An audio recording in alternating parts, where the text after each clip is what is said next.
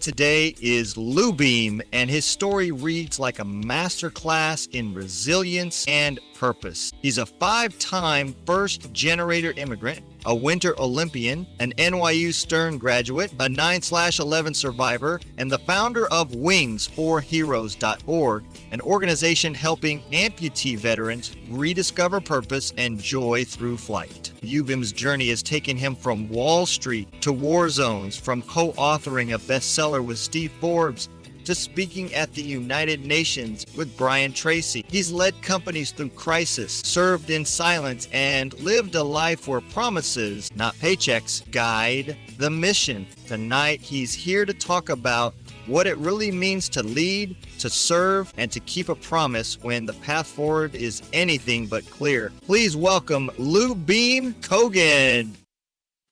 Hey, how's it going, Lou? I appreciate you coming on, man. I'm doing well. Thanks for having me, Donald. This is a really cool introduction you made. Thank you. I appreciate it. I appreciate it, man. I enjoy doing it. I ain't got nothing but time being retired. So why don't you tell us a little bit about yourself, man? How did you get to where you're at now? That's a long story. I don't know if we have enough time. Okay. Let's talk about, I'll try to tie it with the mission. I was growing up in the 70s and the 80s. When I was 5 years old, the Afghanistan war started, and it lasted till I was 16. Like the first part of my conscious life, that war was always on the background. And being a kid growing up, you notice things that really don't make sense to you, and adults don't have the answers. So I had some questions for more than 40 years, and I just answered them this year by trying to get Wings for Heroes off the ground. And basically, one of the things that I remember from my childhood was that there were guys who were coming back from Afghanistan war, and they were really cool to me because I did sports when I was little, and they always encouraged me. They helped me. They were always really there, generous with their time. And then at the end of the day, everybody got drunk. All of them got drunk. And the unfortunate thing about former Soviet Union, that the police entertained themselves by finding Afghan veterans and starting fights. Growing up as a kid, I saw this thing repeating almost every day. Like when we had nothing to do and we really didn't have much to do, we'd go out and find the next, we knew who the guys were who would fight, and we just go to a certain place and we watched it. I really couldn't understand why the system, the police is supposed to protect everybody, and then they're picking on the guys who just came back from, serving the country at war that they didn't volunteer for. The draft was mandatory. Yeah. And I really couldn't understand why they were so, they were really strong. And I was, smaller, of course. To me, they looked really strong and really confident and really, really nice with all the kids. But then they all had, they were self-medicating with alcohol. And growing up in the former Soviet Union, my view of the United States was that the President Reagan was sitting in his office and he had this red button and he can go hit that button and we'd be finished, all of us, we would die. Then in 92, I was fortunate to move to the United States, and imagine like I'm moving to the United States, and this is kind of the programming that has been written onto my subconscious mind and throughout, all 17 years of my life. And then I get to the United States and I find that American people are like really generous. I came to New Jersey and I wanted to ski. I still wanted to ski. My dream was to go to the Olympics. And I knew that 1932 and 1980 Olympic Games were in Lake Placid, New York. So that's where I was going. And when we got to the States, I asked my uncle, he came 5 years earlier. I asked him if he could write to sports schools and see if I can ski. And the National Sports Academy in Lake Placid, they invited me. We had a meeting. We did some physical testing, and they gave me a full scholarship. So I was in the boarding school. I had a place to live. They fed me 3 times a day. They gave me skis, and it was just magic. And I think that experience, it went on like that. Like I never hung out with people who were from the former Soviet Union. I moved into boarding school, and I was actually lucky because one of my roommates, he went to college to become an English teacher. So he spent a lot of time teaching me English words, and we just didn't have a dictionary. Just went on. And when they say Americans are generous, it's not like with giving stuff, it's like with time. Yeah. And I got a lot of guidance. I felt really supported. Then I got into university. I went to school in New York City, and New York City and NYU are very liberal, and I'm not. I don't know why. By being immigrants and seeing what food stamps are and how social programs work, like it's an important part of our society. But for some reason, the American dream always appealed to me more. Yeah. And having that comfort of somebody taking care of you, programs, people that you're familiar with, you speak the same language. So I will just skip the part to where my first experience with the veteran was actually my very first client. His name was Bill. He fought in Vietnam, and he was my client for 10 years before he passed away. And one of the things he told me, said, Lyubim, you're the first guy in your business who walked out of my house on his own. And I looked at him and was like, what do you mean? My wife. And I asked her, and she's like, yeah, it's true. He normally throws them out through the door. He said some guys went through the window, but it's a true story. And Bill was one of the most real people that I've ever met in my life. He was, I wouldn't say like he was a scary guy, but if you were on his bad side, he wasn't big. He was maybe 5'5", like small, but really, really strong. And he had such aura, such energy, he was like real tough guy. And one year, it was a period of time when Aurora Police Department, Denver, I had a lot of clients who, I had one police officer came, he was a Vietnam vet, and then all others followed. So all the old school, the old team, they became all my clients. And one time, one of them was the first guy, I was retiring him, and we get his retirement check from, he's been in the police car for 30 years, and he was a saver. He's been saving all his life. And, it was close to $1 million check. And we do all the paperwork. I fold the check, I put it in my bag, and he's like, stop. Are you packing? I'm like, no. And he's like, give me my check back. I was like, what? He's like, look. Person, you drive a Volvo, you're young, like if I wanted to hit somebody, you would be like number one guy who I would go after. We're in Aurora, Colorado. This is like, give me my check back. And I said, what do you mean, Ken? Like, really? And he says, here's the thing I want you to know. He taught me several things, but one of the first things was that when seconds count, we're minutes away. As a police officer who is retiring, he spent 30 years in the cruiser. He's telling me, you're not going anywhere with my retirement check. I said, well, I can't give it back to you. He says, well, I cannot let you out of my house so that if you're not packing with that, my entire life is there. And, that really got me thinking. It was one of the things that really stuck with me. Like, we have a really good police force, and they're super efficient if you compare it to other countries. Like, you cannot compare it, the professionalism and quality of American police force. And he was serious, he wasn't kidding that when seconds count, we are minutes away.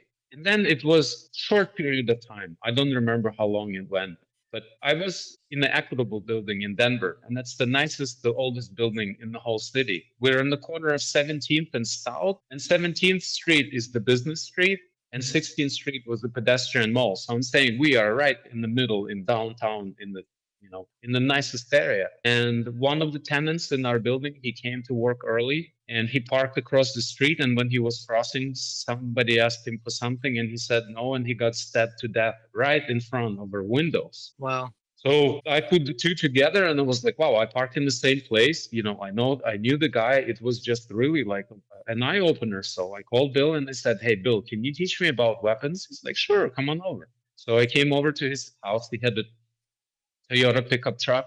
He backs it up to his garage, and he starts loading. He loaded the truck up, and we went up. He lived in Evergreen, Colorado. And if you know where Evergreen is, it's just above Denver. You start going at the end of Denver, 6 miles west outside of Denver, the foothills start up. It's where you start going towards the Rockies. Okay. And I'd say, I don't know how high Evergreen is, but it's above. You go maybe, I don't know. It's above Denver, and we pack up all this stuff, and we go even higher towards the mountains. And he says that if we're on the federal property land, you can shoot, you're allowed to open fire if you in the federal forest. So we drive up and we find this parking, and he explains about, we had a huge snow bank where the pushing snow plows were pushing snow off the road, and he basically got out these gallon jugs and he put them, and he took from we went from 380 special 9 millimeter, and he kept going up, and he just wanted me to see what happens when there is an impact with the bottle. When you shoot with a small caliber, nothing happens. But if you take a Kalashnikov or shotgun, and it just goes boom. Yeah. That was, the reason I am telling the story is because it's like one vet tells me that I need to, take care of myself, and another one taught me.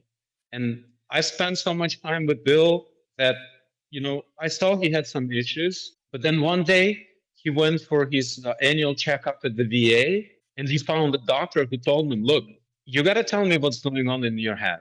And if you're worried that somebody's going to put you away, it's not going to happen. It doesn't matter what goes on in your head, because you've been in the society for almost 30 years. You didn't kill anybody. You didn't hurt anyone. You don't have a police record or whatever. So you're not a threat to society. So tell me what's going on in your head. And he told her. That was, I think it was around 2000.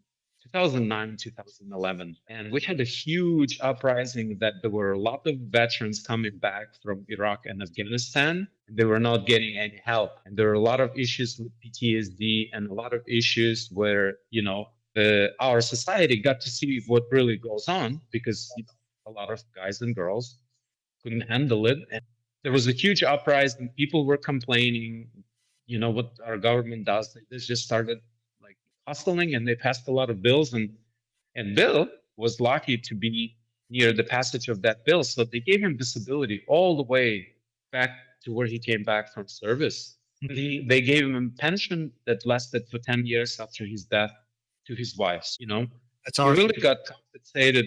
He had to wait a long time. Yeah. And he had to suffer a long time.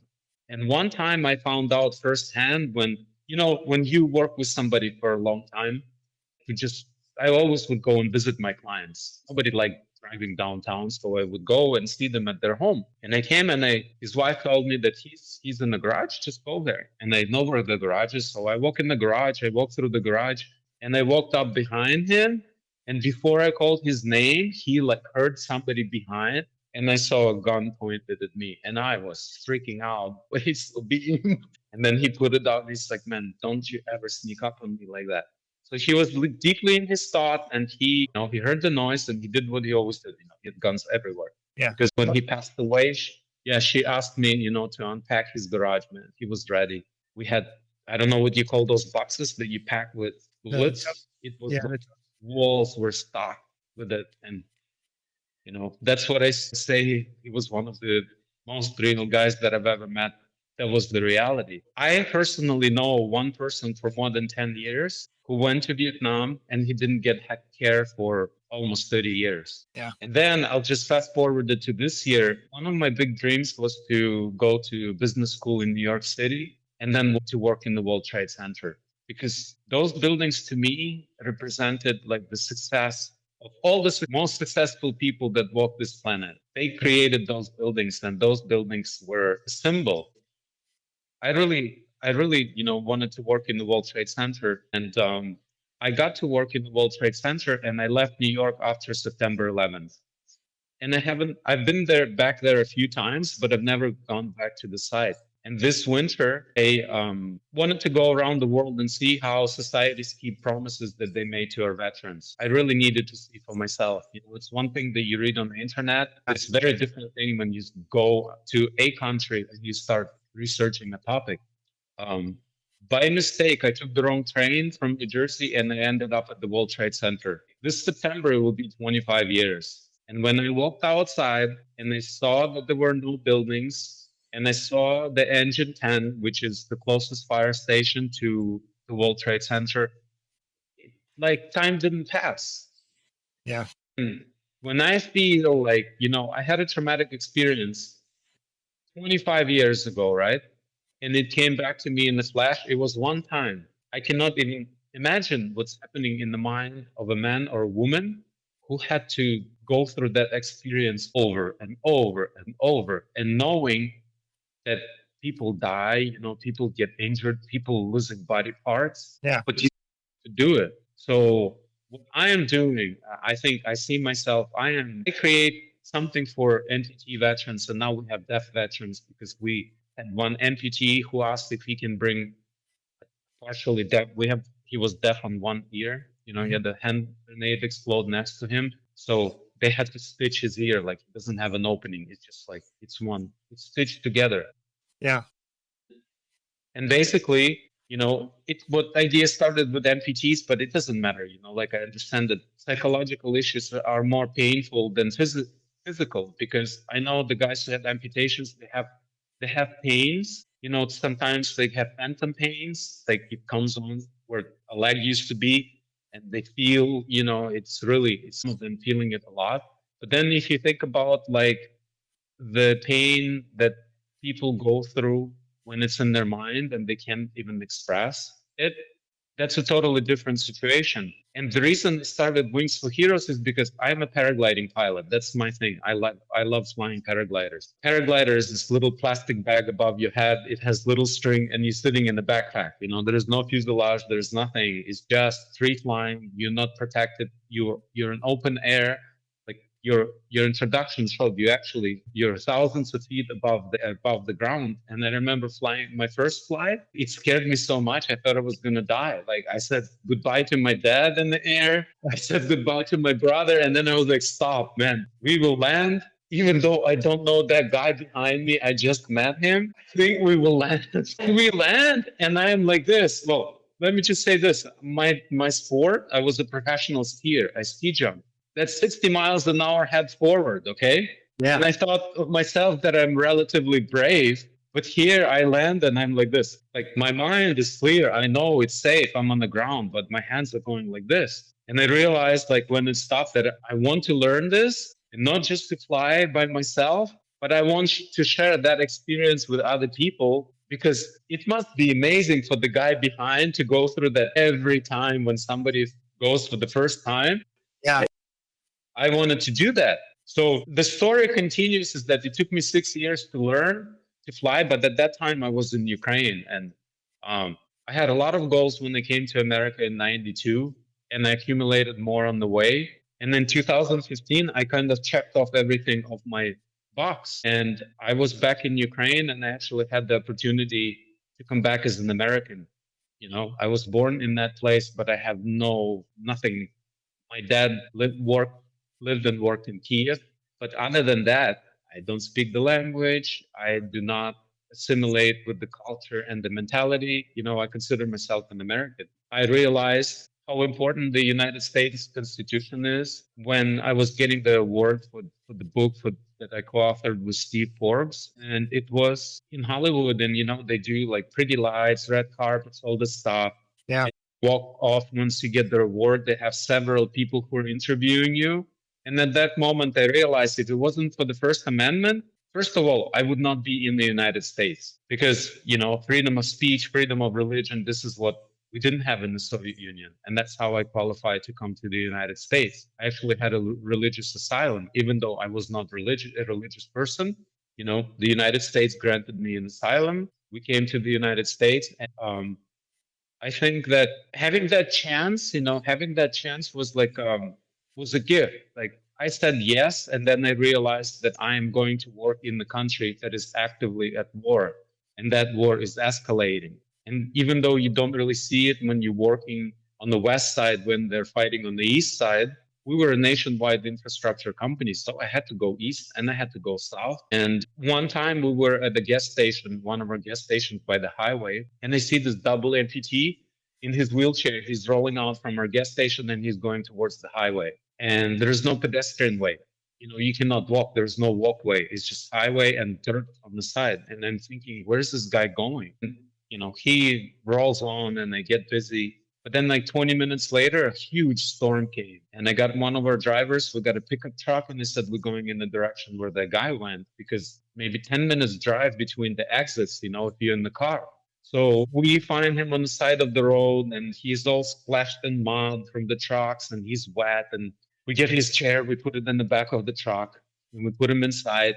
And I think you'll know when I say, when there's a person, like if you clean him up, there is not much light left in there. Like the life, it has gone out. Like it's just the body is still, the heart is still beating, but there is not much left. Yeah. So we got him some food, we got him some cigarettes, we drove him where he wanted to go. And to this day, I think it was like the last act of kindness that he's seen on this planet for everything he sacrificed. So, like being that close, I knew that I have to do something. And it took another 6 years until, the war escalated in Ukraine. And I saw a teenage girl walk out in the middle of a packed stadium. She had a prosthetic leg, a new leg, because she was limping like heavily. And she says, "Look, they can come and they can take part of our land, and they can even take a part of my body, but they're not going to break me." And the whole stadium just exploded. And that was the moment when I decided that I'm done thinking that I'm going to do something, and I'm going to do something. Now, my going to do something is not really ordinary, because I thought I'm going to take an amputee veteran and we're going to go off the mountain on a paraglider. And it doesn't matter how brave you are, that moment when you going off the cliff, your subconscious mind knows that you will die. Because if you jump off a 500-foot cliff, Yeah. you become. The idea was that, like the psychologist, I had the chance to meet a lady who was responsible for distributing literature and programs with PTSD in Denver. And she actually brought me a box of books on PTSD. And I read and I watched the videos, and I understand that sometimes it takes this positive traumatic experience to snap somebody back, to just wake them up. Yeah. And I thought that when we do this, it would be definitely a traumatic experience, because your subconscious, your whole being knows that we're not supposed to fly. We're not supposed to jump off cliffs. Yeah. And when you fly, it doesn't matter if you don't have legs or if you don't have arms. The feeling is the same. You are feeling everything. You actually feel it in your butt cheeks, and you feel it through your body. Right. Most of the feelings, they come like up and down. And it took me a year and a half to organize everything. It was going to the States would have been easier in terms of finding support, but I don't think it was possible to get it off the ground. I know that I would spend hundreds of thousands of dollars in a few years with lawyers and compliance and permits and contracts and insurances and sites that do endless. Yeah. But fortunately, I live in Turkey, and here in Turkey, things are really simple. If you fly somebody who's limited mobility, you just need two people to assist. And if you have perfect weather conditions and you have an experienced pilot who knows what he's doing and two assistants, you help them and they go up we just need the wind. Yep. We give them that boom, and it goes up in the air and they don't even need to run. So I found a company and a pilot who had experience of flying limited mobility passengers. Mm-hmm. And I told him about what I want to do.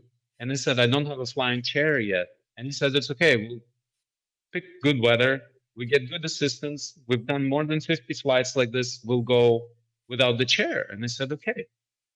Then I called a friend who was the governor of a region in Ukraine. And because, I ran a big company, and actually his father was one of my employees, he knew me and said, "I understand what you're trying to do. I will put somebody in contact with you and they'll find you a guy." We have a service that is servicing the oldest brigade in Ukraine, the 3rd Assault Brigade. They were back from 2014 when the war actually started. People think that it started in 2022. Yeah. But Russia annexed Crimea in 2014, and then they were fighting on the east, not taking responsibility. They were hiding flags. There were some gray soldiers running around without any identification, so they called it a terrorist operation. And the guy who I got, he was a double amputee, and it was about a week, 8 days before coming out to Turkey, he got scheduled for another surgery. And I got another guy, but he had one leg. And when he came, I was like, "Thank you for letting us start with that," because I was not equipped and prepared to handle a double amputee. Because my idea is that, first of all, I want to take them out of their environment. I want a veteran who sacrificed so much and lost a part of his body or her body to take a trip, a long trip outside of their country. In case with the United States, I want you to cross the ocean. Because once you cross the ocean and you come to another land and you meet the people, and we used to have a program, it was 7 days, but then the guys asked, can we have 3 more days just to sleep? Because you pick us up at 7 o'clock in the morning and you drop us off after midnight. We just want a few days to snooze and not do anything. We're doing it for 10 days. So for 10 days, they travel outside of their country. They come to a foreign land. We have sea here. We have mountains. Turkish people are really warm and welcoming and open. You know, they're just like, I have so many volunteers. I never need to worry about having a volunteer. I have plenty of volunteers. And when our veterans come, they are 24 hours a day. There will be somebody. If they don't want to go home, they can sit on the beach, and some volunteers will stay on the beach with them, just hang out. It doesn't matter. 2 o'clock, 3 o'clock in the morning, they will stay there as long as they need to. And the next morning, somebody will show up. Part of the program is camaraderie. I want them to feel loved and appreciated. I want them to see how much people respect them. I want them to see that the system that is not doing enough for veterans is not what people want. And when people have an opportunity to spend the time with veterans, they love doing it. We just sent one home. It was night before yesterday at 3 o'clock in the morning. We call him number one. Our first passenger was 20. He turned 20 on February 9th, 2022. And 13 days later, the full-scale invasion started. So he didn't have to go. You know, the draft age was 25, but he volunteered. And first he flew drones. But then he said that for 5 months, he was writing letters saying, look, I want to be transferred to the assault brigade. And when I asked him, like, why did you want to go? He says, I felt like I understand I'm doing important stuff, flying drones. But he said, I felt like I was hiding behind civilians' backs. And he said, it has to be the other way. So he gets transferred, and then he loses the leg. He loses his leg. He comes here as the first passenger. Because he's the first passenger, he's invited to all the openings and all the closings. In April 9 to April 19, we had our first session for the season. And I said, if you can come, you're always welcome. Just come over. And he came out. And one of the things that I added, I said, let's go see my physical therapist. Let me take you and let her look at your leg and look at how you're doing. So he shows up and she looks at him. He says, Lyubim, look at his hip. And I'm like, what? He said, look at his hip. So we're looking at his hip is like this, you know, like normally his right leg is amputated. It's like this. And I tell him, what's going on? And he said, I just got my new prosthetic 5 days before we came out. I said, why didn't you say anything? He said, because you always give us 40 minutes to make a decision. So I couldn't really, he said, I know, I'll get my prosthetic leg and I'm going to Turkey. But he actually had a really tough situation. They didn't do something right the first time. So after he learned to walk, after he came out here to fly, they scheduled him for another surgery, and then they had to take off more. And he had to learn to walk again. And it was just a really tough year for him. Like bringing him here, he's one of the guys who doesn't talk. Like his girlfriend explained to me, when he was in the hospital, he asked us, don't come. Don't come here because I need to scream and I need to cry and I cannot do it in front of you. You just, they're in pain. I just need to go through this process. And you're not helping me. And she said it was like 2.5 months until he called him in and said, okay, you can come visit. But he's the personality that just shuts everything off. He goes into his space and that's how he does things. And like I saw that he was going through rehab again, but he never really told anyone like public what he was going through.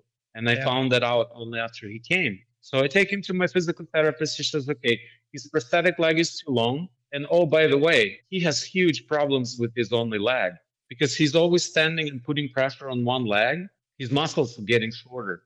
And without physical therapy and specific exercises, it's to the point where it's pressing on his sciatic nerve. And the sciatic nerve runs from your back all the way down. He says one wrong move and it can pinch into his disc and he can lose his only leg. And I said, what do we do? She says, we need to bring him back for 1 month of physical therapy. And I said, when? And she's like, no later than next month. And we're talking about, it was April 9 to 19. This was in April. He's the guy in the middle. I went to the print shop. We took this picture just a few days after. I took this picture and I went to the print shop and I wrote in the back, I'll read it to you. Why we're here. So number one must begin a 30-day physical therapy program in May 2025 to save his only leg. This is not charity. This is second chance, not just for them, but for all of us. You're not holding a card. You're holding a promise that was kept. And I told him, you're coming back next month. I left on the same day. It was April 19th. I went to the States. And I am trying to get awareness and, just tell people about what I'm doing. And I'm in the States meeting future partners. Like in November, I'm organizing the first event in the United States. So I have to go there to get it organized. And I'm thinking like this, no, I have this guy who may lose his leg. He's 23 years old. And here I am spending money in the States, and that money could actually pay for his therapy. But I am already there, and it was just the worst trip ever. Yeah. I wanted to meet some senators and congressmen. And because it was Easter time, nobody could meet with me. One of the persons that I would love to meet is Senator Tammy Duckworth from Illinois. She's a double amputee. Her helicopter was shut down in Iraq. And I don't need money from the government. And I'm not going to change the policy. But I just want to share about the work that I'm doing. I think when I get recognition from, U.S. Senate and Congress that there is somebody who's doing something real, that's all I want, all I needed. Basically, we couldn't meet. She wrote her assistant wrote a really nice letter. She said she would love to meet with you, but this time she doesn't have the time. So I come back to Turkey and I didn't find any money. We spent everything that the mission is self-funded. So you understand, for 2 years, I wanted to make it work and then show to people, this is how it's working. This is how much it costs. And it was self-funded. And I don't want public funds because I wanted to see if it's working, because it was an idea and there are a lot of ideas out there. So I promised him that he comes back in May. Well, the May is ending next week, and I don't have the money, to bring him here. And then I called the company that I work for in Ukraine, and I said, here's the situation. Here is the guy. And in 2 days, they found the money that we needed. And I never told him that we didn't have the money. I told him, dude, you pack the bags and you're coming.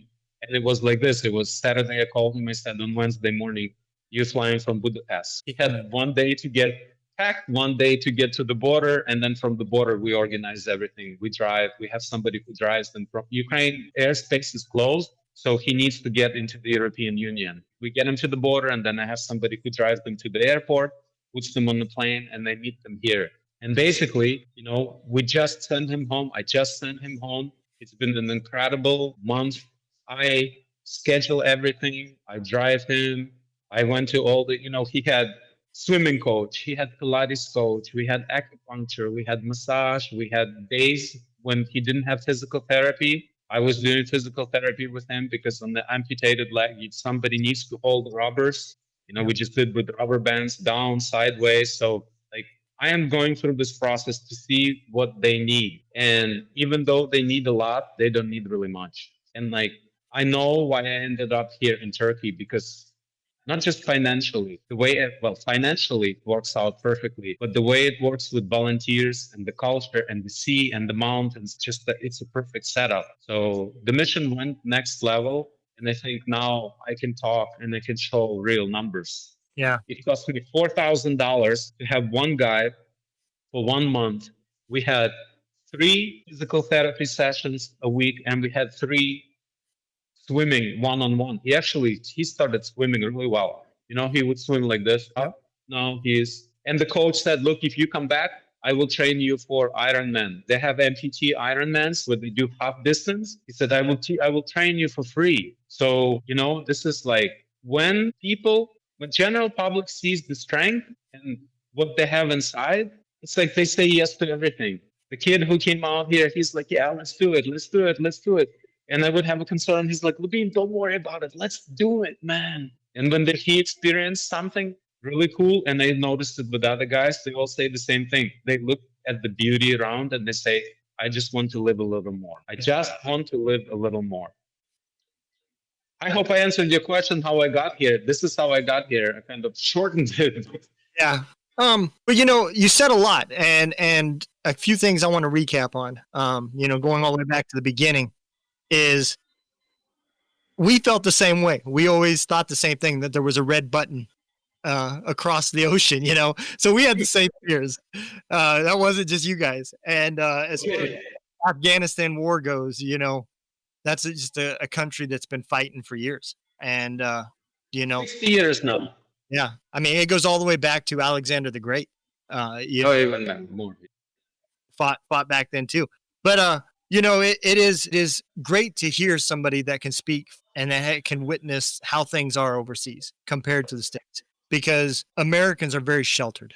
They see what's on the news, and the news lets them see what they want them to see. And I'm not saying that there's conspiracies. That's not what I'm saying. I'm just saying that's not war. So when you see the news and then you talk to a veteran, you're still not picturing what they went through, because it's not the same thing. And that makes it really tough to understand. And you've gotten to see for your own eyes the things that people are going through, the areas that people are going through, the different cultures, the trials and tribunes that the veterans with amputees are having. You've got this full understanding that the VA doesn't have. And again, I'm not saying the VA is bad.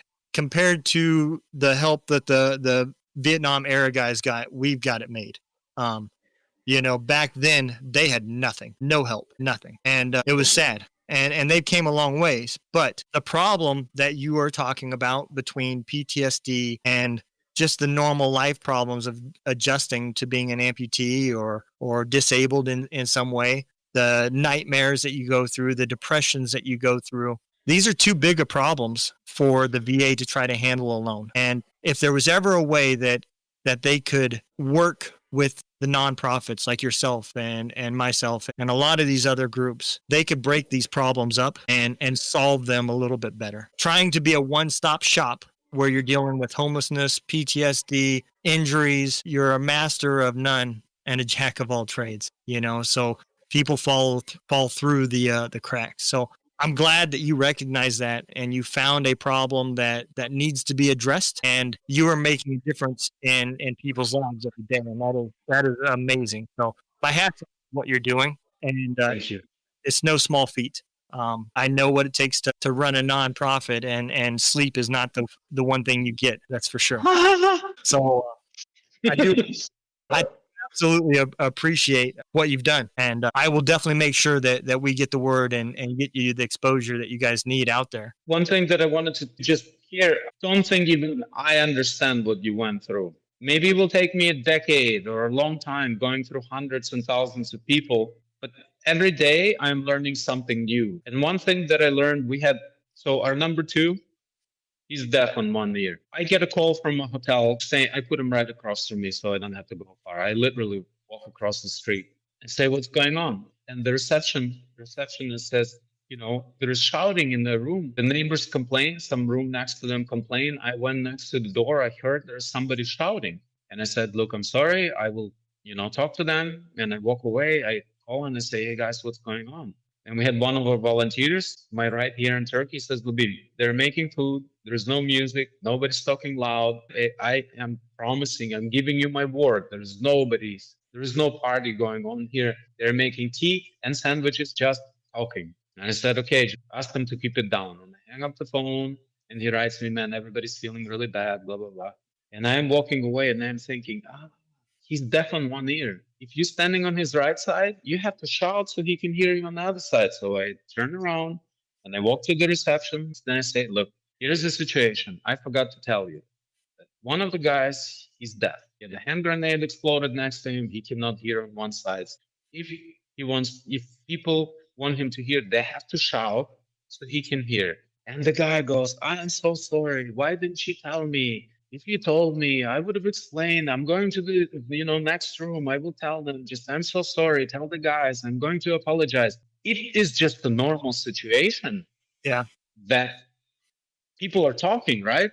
But to be heard, or for him to hear you, you need to turn up the volume. Yeah. So that's one instance. The next day or in a few days, we had this. I organized a breakfast for all volunteers. We go to a really nice place overlooking the Mediterranean Sea. You see the mountains. It was in April, so we had clouds and the storm is coming. It was like dramatic. It was perfect setting. And then the rain started dropping, and we had a metal roof. It goes, tit, tit, tit, tit, tit. Everybody's relaxing. And I see this guy, he's going like this. He's going under the table. And I realized that he is not feeling well. And I walk up to him and said, look, when I have to say what I need to say, I will call you in, but you can go outside, and, just do what you need to do. And after that event, all he wanted to do, he wanted to stay inside and drink. That's all he wanted to do. And I found out that he came back just a little more than 2 weeks. So he had that explosion. They stitched him up. They sent him back out. Then he got discharged. He had, 2 weeks, and he came out. And I said, look, dude, if you want to stay inside and drink, you can do that. You can do whatever you want. This guy, volunteer, he's with you. He will get you whatever you need. You don't need to come to any events. You don't need to go anywhere. You want to stay inside and drink. I am not. I set up group messages so they know when and where we're going. I said, you will see in the group where we're going. If you show up, I would love to see you. But if you don't show up, I understand that you can do what's best for you right now. And I can't tell you, you have to come here. You have to do this. So you're free. It's like, there are no hard feelings. I support you. Whatever decision you make, you're so fresh. You're so traumatized. I didn't say that, but he was so traumatized. You can tell him he's really traumatized. He said, do the best thing for you. It was the next day when we did this photo shoot. The guy in red shorts is the guy who cannot hear. Now, if you're looking at the picture, you can tell who's missing a leg, right?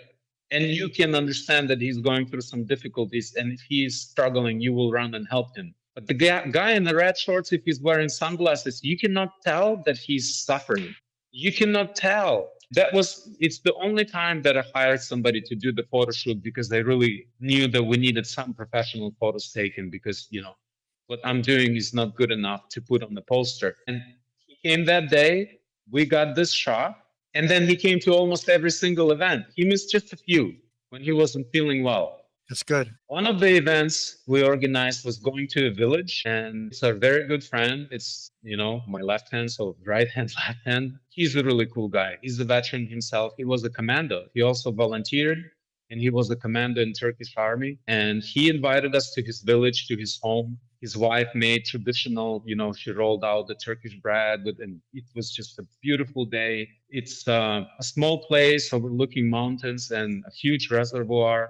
It's really peaceful. And I asked a psychologist that I know, I asked her, can you just come and hang out? Just watch what we do. So she comes out and she meets all the guys, and I do 1+1.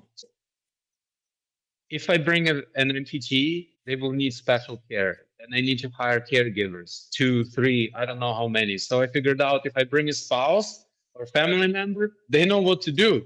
They know when to go away. They don't need, it takes care of itself. It's the most efficient, the most practical, and actually best way for everybody to do it. So the psychologist, she met the guys, then she met the girls. Then we see everybody's looking. She's talking to number 2, and number 2 doesn't talk to anyone. He is living in his head. He has issues because he's always permanent imbalance. He doesn't have his middle ear. It's just big mess. And they're sitting there and they're talking. And they just spend maybe an hour and a half just chatting. Next day, I asked her, says, look, can we come up with a deal that when my guys come out, you will work with them, make up a flat price, no hourly, no per appointment. Can you just make up a number? And she says, you know what, at the beginning, I'm not going to charge you anything because I know you're doing everything yourself. And I'm not only going to work with the guys, I'm going to work with their wives. Because at the end of the day, when guys self-medicate with alcohol, and it's the only thing, unfortunately, they have right now in Ukraine, because the country is trying to survive. And you know how it is better than I do. They're trying to keep civilians alive, dealing with veterans and injuries and disabilities after a certain point. The system just cannot do that, They don't have psychological support. I will work with them, and I will work with the girls.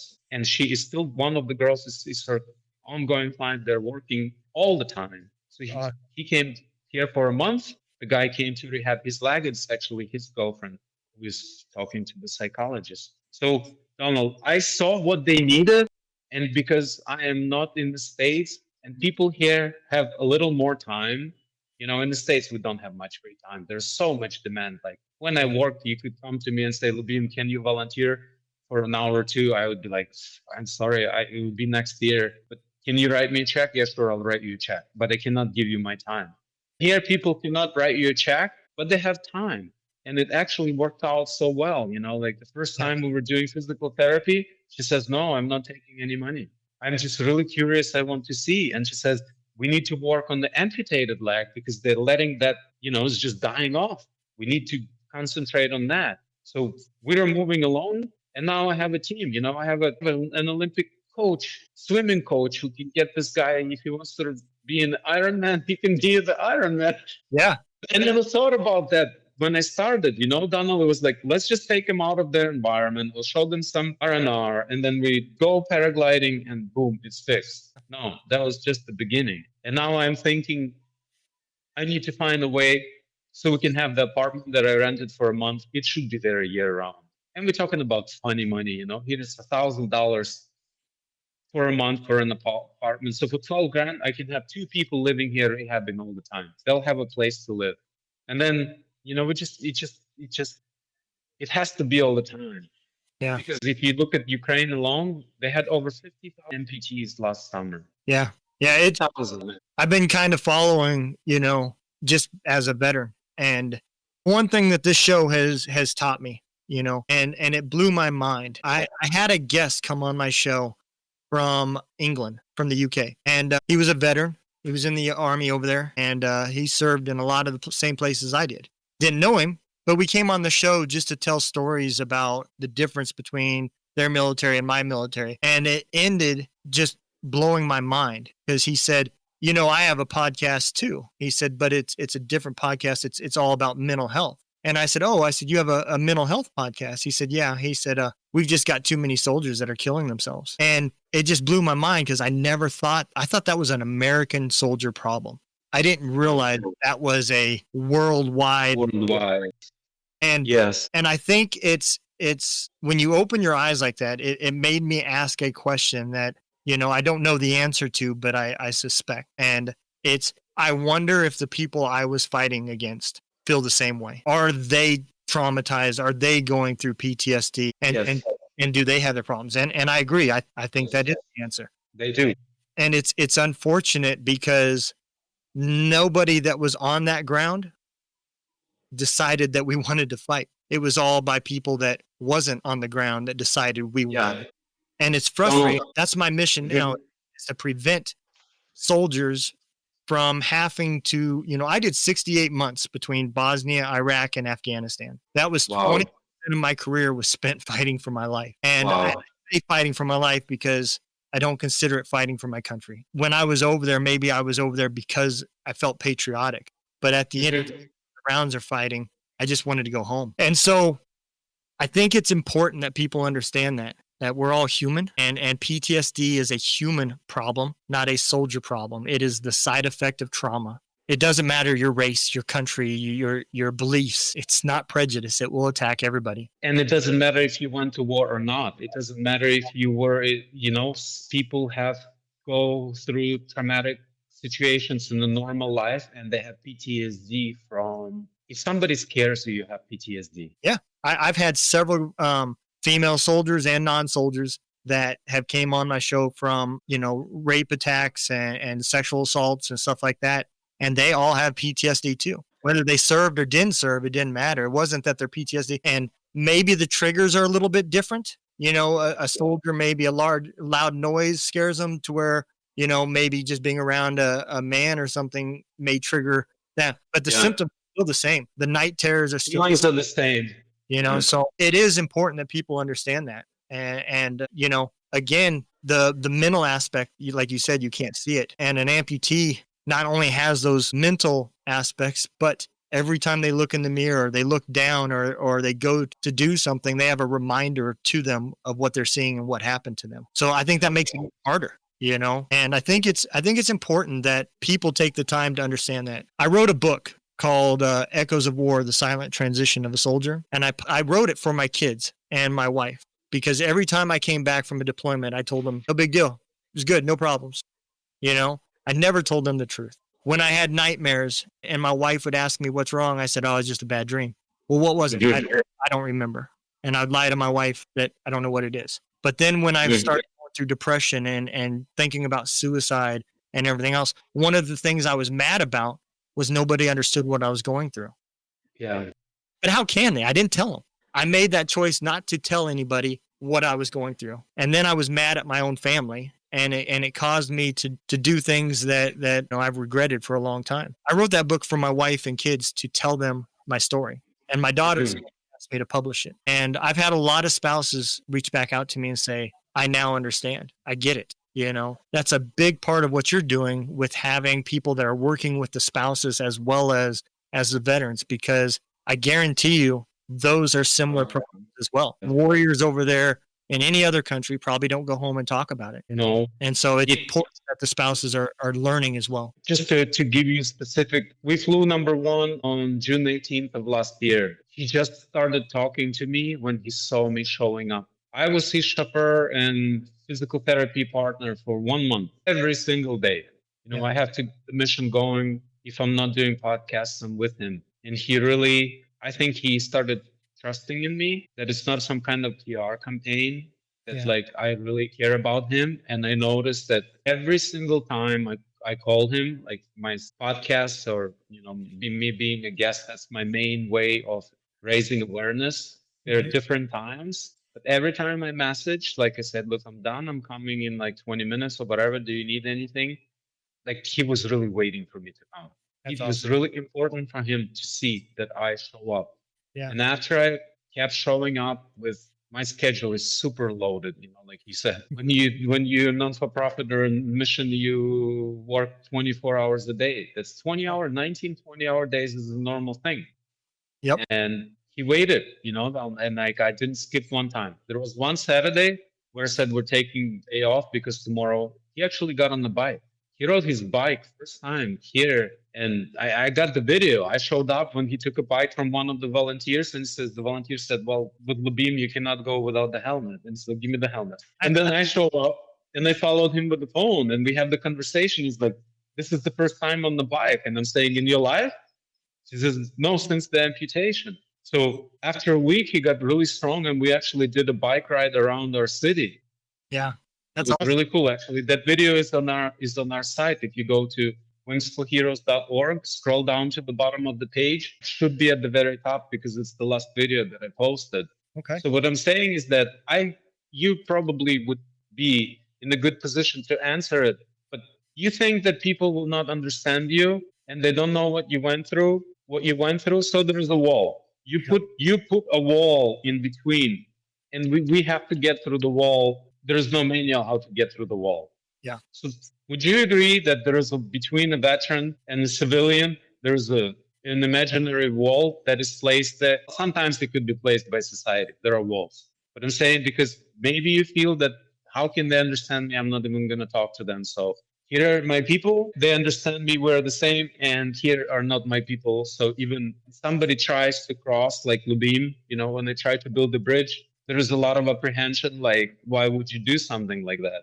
And my answer is that I think you are the light in this world. Let's go like this. So the sun rises from the east, right? And I tell people, look, if you wake up in the morning and you look east, that's where the war is. And how the sun travels from east to west, that's how the wars. They want to go from east to west because west is developed and east is still mostly relatively barbarian, and they want to duke it out by force and fighting, coming over and taking. And here is the war, here is peace. And that space in between is occupied by brave men and women who, in many cases, like you volunteered in the US, in Ukraine, they don't have a choice. 25 years old, they ship you off. Then you get shot, you're dead, okay? If you're not dead, you're sitting at home drinking for the rest of your life. You really don't have many choices. There are a few guys now who are being an example, they're climbing mountains, they're working out. There are those and thank God for Instagram because they're popular, they're showing that they're working through this. But, the reality is that when a young man or woman decide that they're going to protect their country or they go to protect their country, we have a contract as a society, and the contract goes like this. Donald, if you go and you allow Lyubim to live Lyubim's free life and pursue his dreams and do all the cool things that Lyubim likes to do, God forbid anything happens to you and you come back and you're injured, Lyubim has an obligation to take care of Donald forever. End of the story. You know, Lyubim is the 400 million people living inside of a country. And if you take, when the war is over, there are no flags. I don't know how you feel about it. Absolutely. But I really see how it worked for the Red Cross, and it's really big inspiration for me for many different reasons. But they are the only organization that can go anywhere because they don't belong to a country. You know, they have a red cross on the white flag. That's it. They go in as a neutral organization to do a very important job. And I realized that I am neutral. I don't know. People ask me about Russian soldiers. I can't really comment on that because they're still fighting. But the idea is that it doesn't matter, you know, like if it wasn't for this guy stopping the bullet, if it didn't stop in his leg, it could be an American soldier or God forbid civilian. Because the people who start wars, they're not patriots. They're not patriots. They don't care about people's lives. All they care is about putting a stupid flag on a piece of paper on their wall. They're not going to visit. Putin is not going to visit Ukraine. He's just planting flags. Now we're talking about 40 million people nation, 10 plus million have been displaced. The east part is ruined completely like heat, and they're bombing capital cities. Yeah. So that's a psychopath. It's not a patriot. And like you said, the people you volunteered, I almost went to Afghanistan after September 11th. I was so close, you know. I think if it wasn't for moving around the country trying to find a place, if I was born in the States and I had a home and I had, you know, parents with the house, I would go. Yeah. But I didn't go. So let's write it off on me not being brave enough. Because if you are brave enough and you see something like this, you go take care of business like you did. You know, one part of that I don't know about, and I'm not going to say it has anything to do with bravery, right? Well, after 9/11 in the U.S., Army recruiters had zero issues. They didn't even have to leave their office to make their numbers. Everybody was walking through the door and raising their hand, right? But if you had told them before that, just so you know, this is going to be a 20-year war, and at the end of it, when we're finally done spending money on it, we're just going to walk away. And I don't think you would have had those same numbers. And so I don't know that a lot of people came in under 9/11. They came in because they were mad. And that's the one emotion that the military loves, because it's the only emotion that they're going to give you and teach you while you're in there is anger. And that's why so many veterans, you need that anger to survive during combat. You know, there is no secret to that. If you are compassionate and you think twice and you hesitate because you recognize it being another human across from you, you may be the one that's dead. That anger, you're going to have a hard time making it. And the military knows that. That's why it's trained, it's taught, and they put that in your toolbox so you have it to live and survive combat. The problem is, get out of combat and you're dealing with the civilian world. That is still the only emotion you have. And it complicates a lot of things. We're not given the tools to come back from that, especially, like I said, 68 months 5 years of your life is a long time. And so I think it's important that people do understand that just because you say things like this, that, you know, the war is started by not patriots, it doesn't mean you're not patriotic about your country. But it doesn't mean you have to believe in fighting wars and risking soldiers' lives for nothing. And I think a lot of that has happened recently. I'm going to end what I'm saying with this. Have you ever seen that show, Band of the Brothers? No, I don't watch TV. Okay.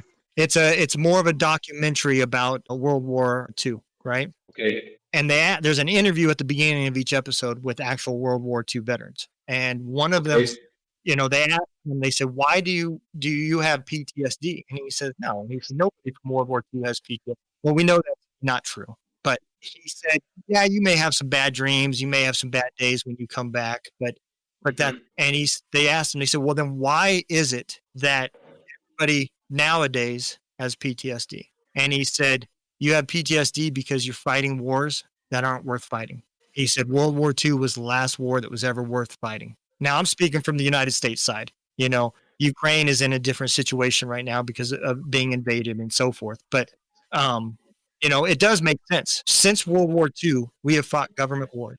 We put ourselves in Vietnam. We put ourselves in Afghanistan. We put ourselves in Iraq. There was nothing, until 9/11, there was no attack on the United States. We just put soldiers there risking their lives for what? Oil, money, rights, what?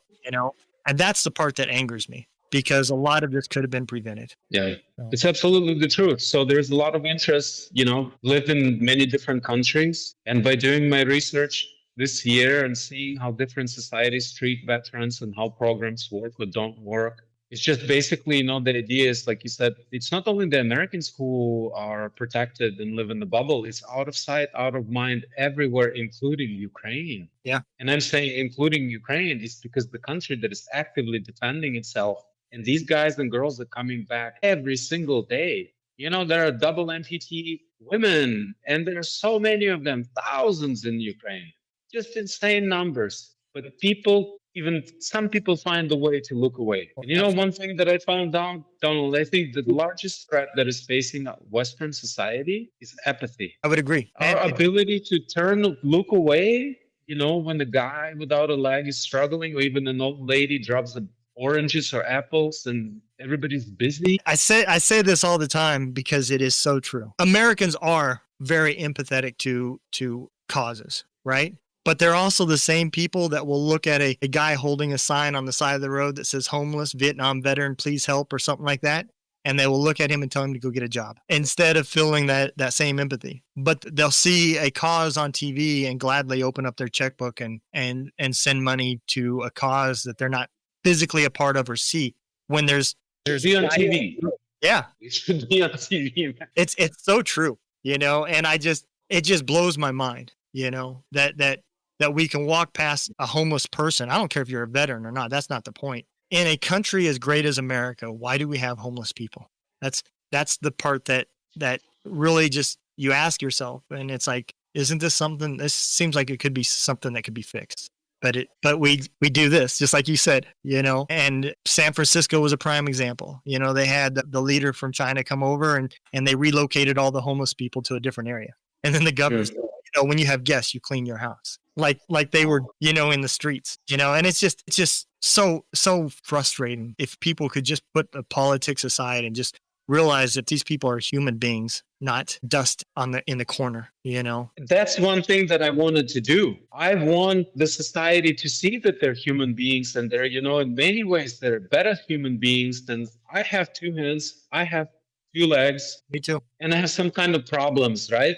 We have some issues. We're tired, or we don't want to do something, or we're overwhelmed. And you see a guy who cannot walk on the sand, so he takes off. I said, how are you going to go to the water first time? He said, I'm just going to hop. He takes off his prosthetic leg and he goes, and then hops over the beach, bam, bam, bam. And everybody starts looking. And he's a young guy and the war is just on the other side of the sea. So people know exactly where he's from. Just that awareness. And then we're driving around and all the Turkey is fighting on the east for a long time. The guys come out, they find pictures. Look, I served, I have a bullet in my back, I got shot here. And it's like, when I was saying camaraderie, I didn't understand what it was. Now I know. I created a little hub. I brought one guy, and then you have people, just crowds coming, and they want to just hang out and talk. Yep. And share the experience, and they just want to be, it's like, when you have like a holy person, you want to be close to the greatness. That's exactly what goes on. Like I bring a guy with one leg on the beach and all my friends who are pilots, they're all the time there. Canoeing, swimming, cycling. What do you want to do? You want to go? What do you want? What do you need? What can we do? They just really want to do something. And that is really cool to see. Also, like I thought, if I build it, they will come. They came. Absolutely. And there's so many, nonprofits out there that are just small. You just don't know about them because they don't have the budgets to brag or advertise or anything like that, and so it is hard.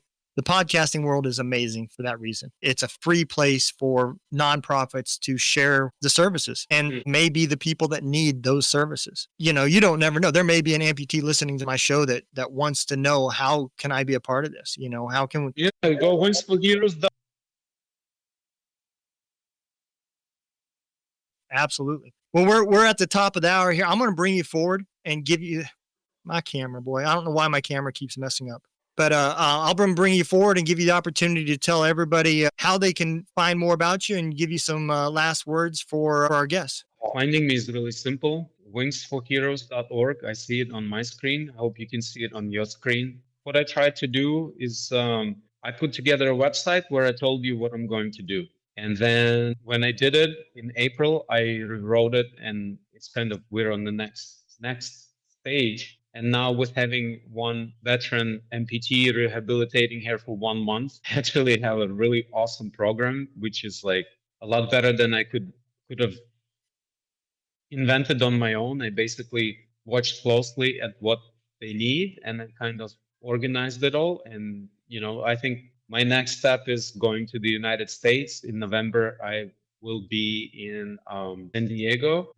San Diego has a really amazing and the oldest paragliding spot. It's right next to the Torrey Pines golf course. There's the Torrey Pines glider port. So if any of you listeners would like to fly in California, then you definitely need to go to wingsforheroes.org and send me a message. Or if you know of a veteran who needs some rest, relaxation, and to have a really cool experience, that would be the first stop.